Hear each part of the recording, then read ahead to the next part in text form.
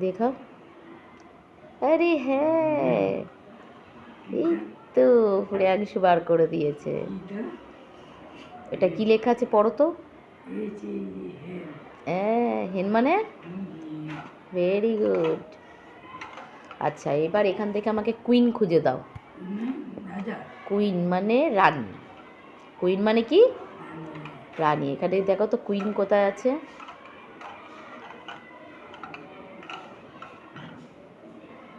দেখাও, তুলে দেখাও, তুলে দেখাও, তুলে দেখাও। হ্যাঁ, ভেরি গুড। খোঁজো।